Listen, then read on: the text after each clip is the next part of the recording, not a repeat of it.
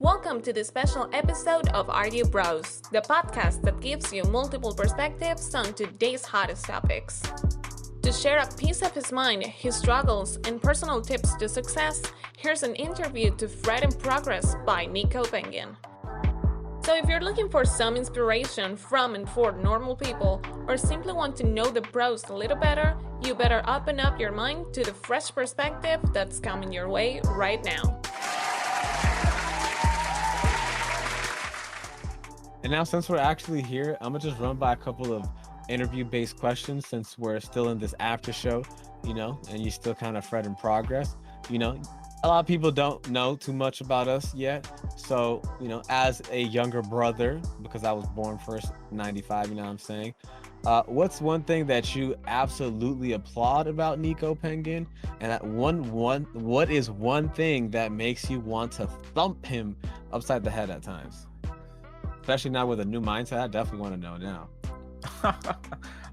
The thing I applaud about you is how steadfast and strong you are, and the fact that once you choose a direction, you won't turn away from it, no matter the opposition, unless you're proven logically wrong, of course, and then you still probably won't turn away from it. But I like how I never can question your inner confidence. And then secondly, on the thing that I just want to thump you about, it is definitely, nigga, no matter what I bring to you, no matter what new thing I learn.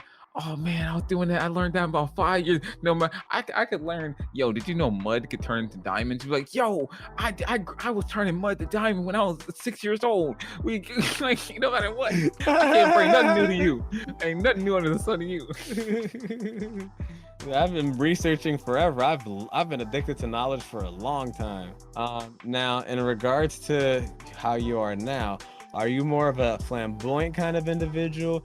Or do you usually live life tiptoeing around the edges, never trying to gain attention, being behind the scenes?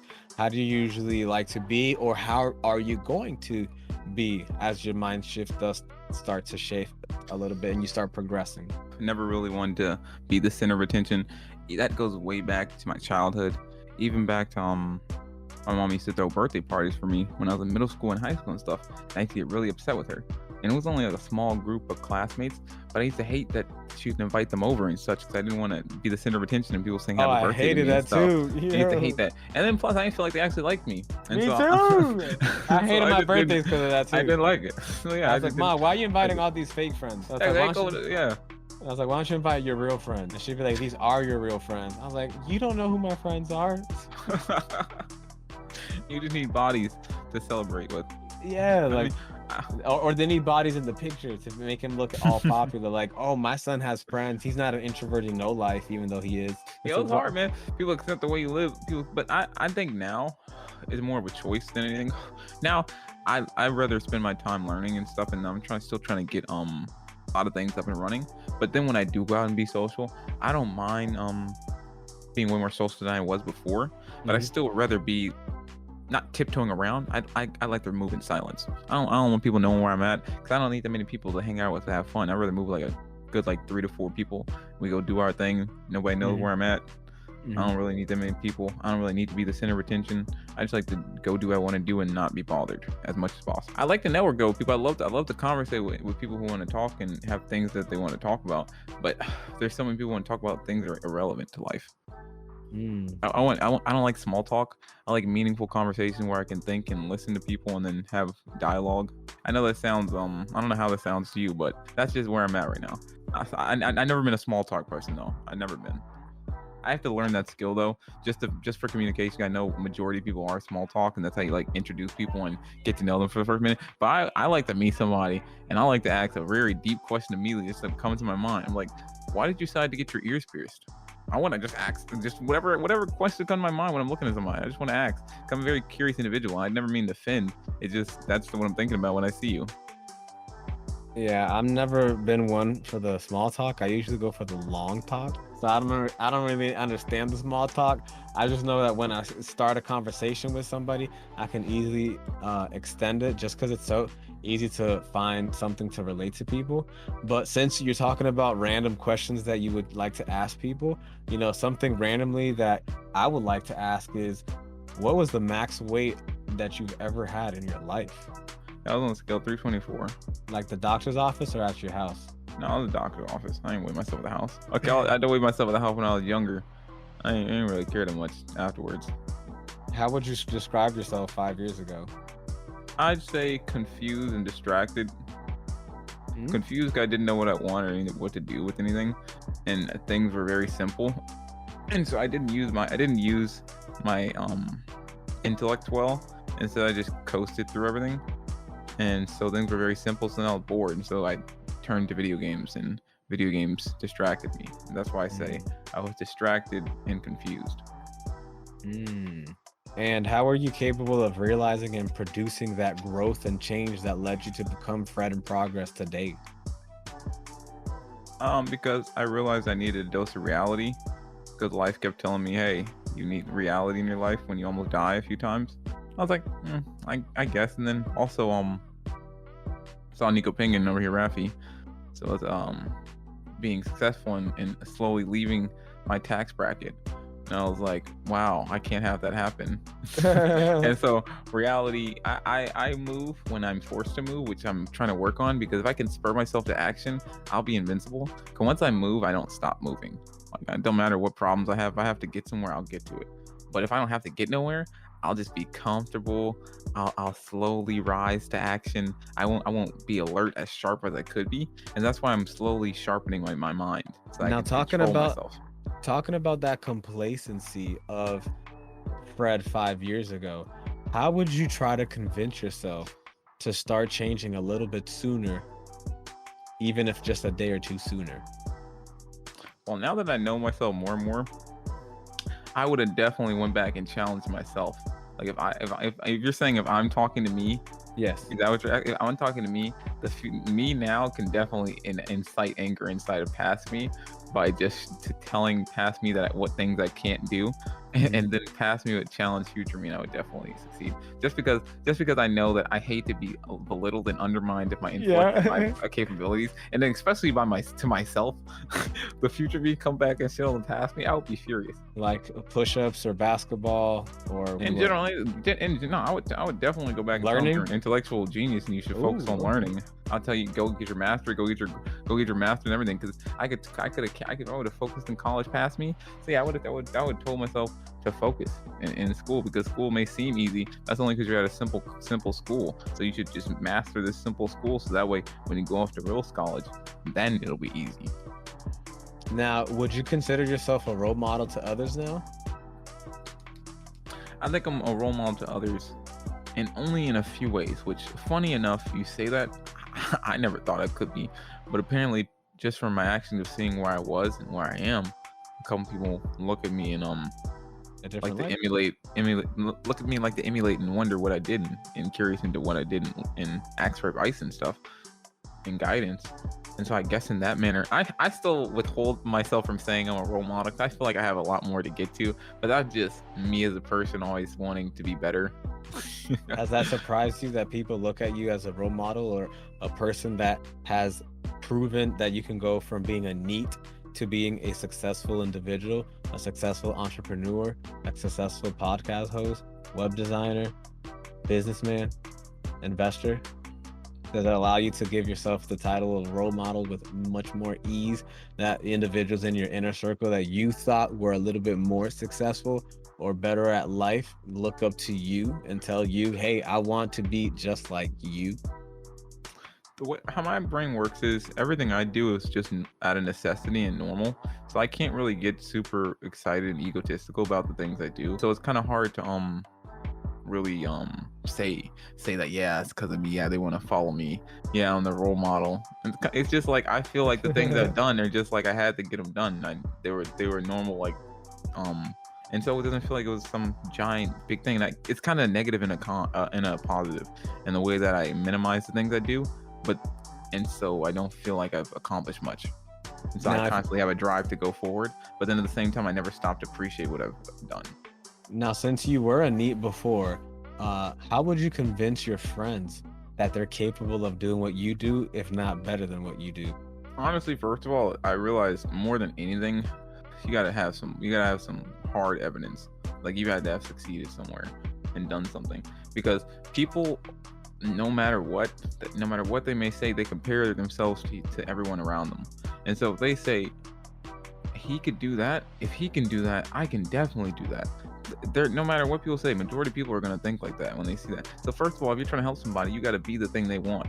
You got to be the thing that you want them to be, because they can see that you've done it and they know where you've been, or you tell them where you've been and you show them where you've been. They'll definitely want to do it just off that alone. It's like 80% of the battle before actually winning their mind is showing them. So for the friends who are more so doers and not thinkers or talkers, how would you try to inspire them in order to do that? So you're talking about the ones who actually are willing to just like jump out there and do something? And they're just a little bit hesitant. How would you try to inspire them to, do it? I would just tell them my timeline, how long it took me to do it. I'm gonna tell them how long, because I'm gonna be like, yo, I stressed over it for about a good year and a half, and then it took me about 3 weeks and I was actually doing it. So do you want to waste about a year and a half, or do you want to just do it for 3 weeks? That's I don't know how much more logically you could put that out there. And then if they really want it, I'll show them the numbers, because as I'm constantly getting better at note taking and everything, I'll just show them my little work. When you have work to show, you ain't got to speak that much. I like that. And in regards to them, doing that drastic leap of faith, how would you try to help them find their talent or passion? Or would you not show just everybody and only a select individual in a select group of friends? Honestly, I'm the type of person, I read people very quickly. And so if I think that person is if I think that person is a reasonable person, someone I could talk to, and because you have to be willing to listen. I'm not trying to fight you just to help you. And so you gotta be willing to listen. And I do not have no reason to help you besides out of the goodness of my heart. And so, and me wanting to help you. So if you're not gonna be willing to help yourself, then there's no point in me helping. That's why I'm really good at reading people. It's like I'm gonna go and approach them. And the first thing I would do before trying to figure out what they're good at or any other thing like that is they need to know themselves better. And so I learned a lot by doing personality tests, by the Myers-Briggs personality test. And I would recommend them to do that as well, so they can get to know themselves a little bit more, read up on themselves first, so they understand a little bit more about themselves. So I say 3 to 5 hours of researching on their own, just about themselves. And then we can figure out what they're good at and what they want to do, because everything else is learnable. And what is one trait that you try to fix every day, or at least try to work daily, in order to continue getting your good habits in place? My inner critic. I'm very analytical and logical person, and so I'm very critical of no matter how much I actually do and how much better I did the past day, or how much better I was this day than I was the past day or the past week. I'll still find so many flaws in that current time frame, so I'll never feel like I've done enough. And so if I can get that away, then I'll really just have only the joys of learning through failure and success. And now when you discuss success and you get to the point where you think that, maybe in a couple of 5, 10, 15 years, you're able to travel and live abroad, would you take that opportunity to live in another country? And if so, why would you choose South Korea? Definitely would go to other countries. I'm a scaredy cat, so I'm definitely like a country security before I decide which country I'm gonna go to. But I want to go experience. I want to go experience some other things in life. I don't want to just be trapped in. I mean, like, now more and more my mind's been opening after I've been living in my room for like 3, 4 years, 5 years, 6 years. You can count them up. 7 years, 8 years. How many years the majority of my life was in my room? Now that my mind's been broken outside of the room and realize what's really out there, I want to go see it for myself a little bit. And it's also kind of interesting how you can tolerate very little from other people, but you can tolerate a lot of my stubbornness, and it's allowing you to recognize that you're also capable of greatness. That just by tolerating me and everything that I've been saying and whatnot allowed you to recognize that you too can accomplish what I've done, if not better or more. You feel me? That's because intention matters and the person matters. There's levels to everything. What are your top 3 regrets of the last 10 years? Oh man, why you gotta do that to me? Why you gotta make it negative? That's sophomore year of high school till now. Not trying in academics. Not trying in Counter-Strike when I was actually putting like 16 hours in, when I could have probably actually methodically went to pro. Yep. And third would be not continuing any of the entrepreneurship things I did when I was younger. I did the phones where I did like ran ads on phones and slowly scaled up to 15 phones, just running ads and then reinvesting into it, selling Like candy. how many phones we talking? 15. Like They're a little phone farm. I like how many? little Walmart How many did you phone. Started with? Started with 3. You started with 3, and you re-up to how many? Up to 15. And why don't you keep going? The business model, they changed some of their terms of service where you weren't making as much back on it, and so instead of evolving, I took all my funds out and bought more food and then just left it alone because I was a dumb person. And that's why you became 324. Yeah. What other jobs or entrepreneur stuff you had? Selling candy was good. Some good chocolate candy. Selling candy in elementary school. You sold it by yourself? Yeah, I sold them myself, and then these niggas wanted to cut in. I was like, hey, I'll give y'all some, but not too much. But I didn't give them enough because they were mad that they couldn't get the full bread I was getting. Cause I didn't know the business, man. You can't let everybody know how much you get in total a day. You cannot do that. You got to give everybody a cut and make it feel like it's a lot. Yo, I'm giving you. You even tell them the number. You know, here you go. They be like, oh my god, $5? Or really, you making 70? And they don't even know. But I let them know. I don't know what I was making. I couldn't hide nothing. I learned a valuable lesson. You don't tell people everything. You understood business real quick. You don't tell everybody what you make. They ain't partners. They're carriers. They're independent contractors. Exactly, man. What you mean? You had them under contract. Yeah, you had them under contract. Where's my money? Okay, you get this amount. It's like, wait, but I gave you 20. But I gave you the candy. All right, so in regards to your regrets, how are you going to prevent those kind of regrets moving forward? How are you going to prevent not trying in academics, not trying in Counter-Strike, and not continuing any of your entrepreneurship things you started as a younger individual? How are you preventing that moving forward? Honestly, I'm gonna get a therapist, and then I can work it out and be like, therapist on. Can you bring me back in time and then let me get my college degree again? No, but real talk though, I'm just gonna work on not hesitating. That's literally just the simple answer. It's just eliminate hesitation, because my first thought is what I want to do, and so I'm gonna just go off impulse. Because I'm very logical, and so if I hesitate, I can think of a million reasons why. And I say that over exaggeration, but I can think of at least 50. I can think of, I'm saying we could think of 50. I can think at least 50 in like an hour or less. And so I'm like, that's why I just go for impulse. Because the first thought is the purest and the most optimal. Because your mind wants you to do the best. So that's what I'm gonna just go with my mind. And it's like you say, it's like sometimes we talk our way out of good things. Like, don't do that. Now, when you have that amazing mindset, where do you see yourself within the next 24 to 36 months? 24 to 36 months, I'm hopefully going to be living in a new location. Hopefully I don't have this job currently, because my web design picked up in the next 6 to 7 months. Or earlier, probably 3 months. And that's why I'm like, again, learning, man. Like just learning about yourself, learning about life, learning about so many different things. I genuinely every day I'm up and down, but learning always will be the same thing for me. I enjoy it. And even though I struggle sometimes and I find solutions and stuff, it's just so much fun, man. That's why I want to quit the job so I can have more time to learn. Like that's what I want to do. Like I want to learn so many different things and go out and do some stuff. Yeah, think about being able to get paid 24/7 or getting paid. I love the copywriting course. I love the copywriting course because it was live and I got to talk to her. I want to do more like personal thing. I know it's gonna be expensive, like $600 or $700 for like 2-3 courses and stuff like that. But I want to do them in person and get to like have 10-1 or 5-1 actual people who have special skills and different things, and get to pick their mind and learn from them. Because all I need is my minimum amount of money to live. So I'm just gonna be working on freelance stuff, building my website up, and trying to start some other business. Hopefully at that point. I'm gonna be trying to reinvest, get my first house property. Yeah, and you'll have a little bit more time to be able to start more businesses, or at least expand upon your current business that you have? If I can drop the job, what I'll be doing is joining a lot of networks like BNIs, Toastmasters. I'm gonna be going out and besides the time I'm inside working, building websites, because I'm an individual. I don't really need too much leisure Hey, time. don't when I got forget something I wanna Nico focus Pengin on. when you go big time, buddy. I mean, we go. That's when we're gonna hang out, like, do our leisure. We're gonna live together, fam. Like, I'm gonna have to see you when I exit the house. Oh my god.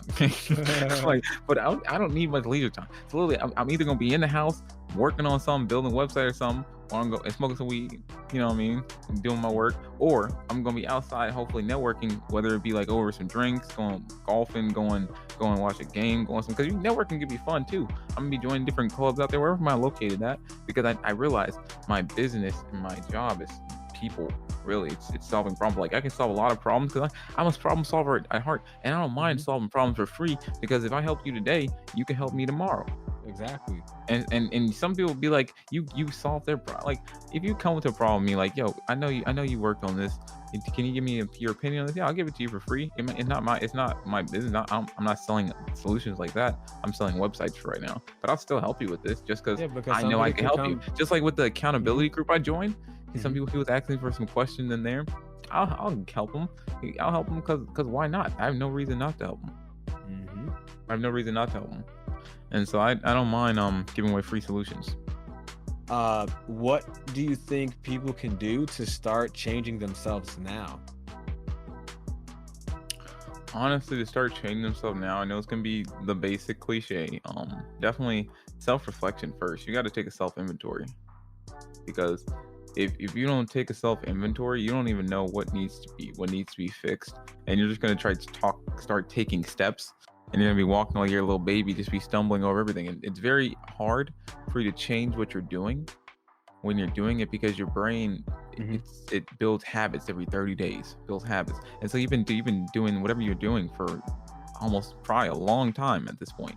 And so honestly, you have to sit back and be able to pinpoint the things that you're going on that you actually have to correct. So at least you have a general idea, because if not, you're just going to attempt a lot of things and spend a lot of time doing a lot of nothing, basically, and sliding backwards. So it's way easier to go backwards if you're not taking a targeted step forward.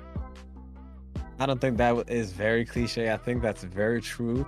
Having the opportunity to self-reflect allows individuals to look at what is wrong first, to then see what are the appropriate steps, because a lot of times people will just naturally try to resolve the issue in a short-term solution right away, as opposed to looking at what is actually wrong within themselves.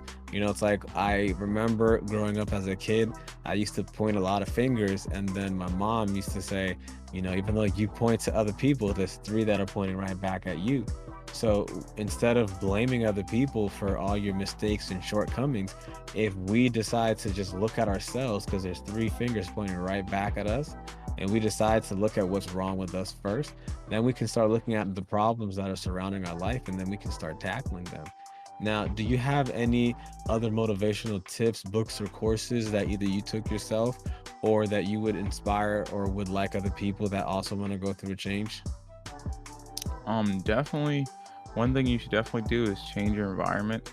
Just change something about your environment, because if you can change where you're at, or where you're going, or you're going to spend a lot of your time at, you can definitely change your mindset easier, because you're in a new environment, you have a new situation to adapt to.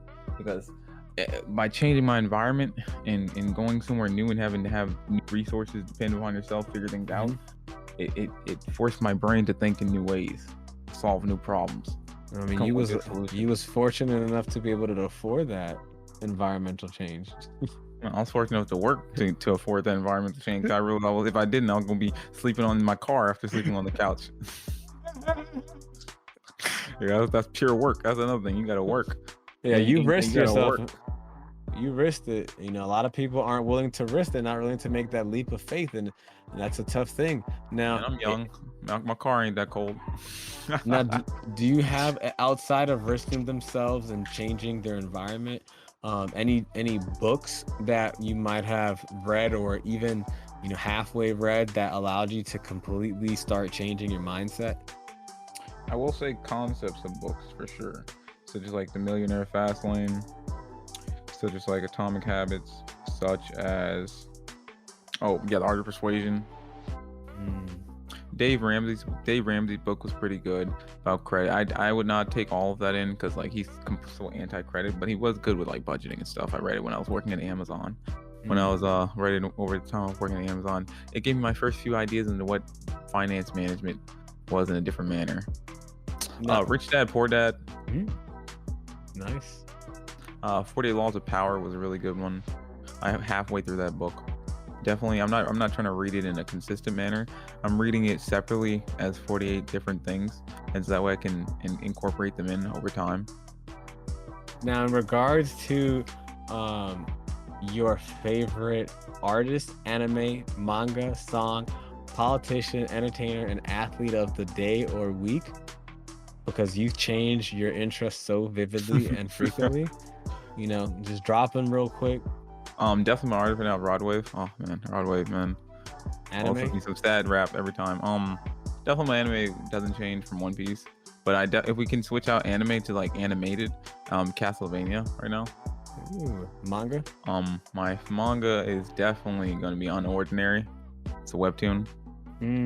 Nice, good choice. Song is definitely gonna be that Baby album, Voice and Hero. The song is fire right now. Politician, do you know any?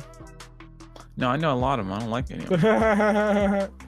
What's the one you dislike? Hey, I mean, Long Bernie alive. Oh, okay. Long Bernie, nigga. Okay. Long Bernie alive. He a safe choice. Okay. Bernie ain't never let me down. A neutral choice, nice. Yeah, he ain't never let me down. Rest of them niggas can die. I'm like, hey, watch the Congress. We need some young people up in there, and not the brainwashed ones. Hey, they're gonna start wanting you to go up there. You gonna take that call? Nah, they gonna kill me. Your dad was a veteran. And everybody be a gets on the senator. government. Everybody gets on the government. That's a 1-2. That's a 1-2 punch. Your dad was a veteran. Martin Luther King Jr. Nah, you was a veteran. It don't matter. Protect you. No, they won't. No, they won't. Military can't protect themselves. There's so much split ants in there, and just all splitting off like split hairs. Who's your favorite entertainer of the day?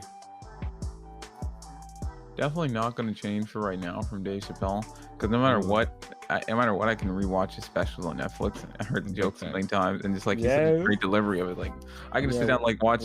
I can just watch for 45 minutes. Watch what's your favorite Dave Chappelle joke? Do you know it? I don't really have a favorite one. Mine is the one where he said, "I'm gonna tell you the punchline, and then I'm gonna hit it, and it's gonna be even funnier." And he did that. I was like, "What?" Bruh, that joke was so funny, and I was so like amazed. Like he already told me what the joke was.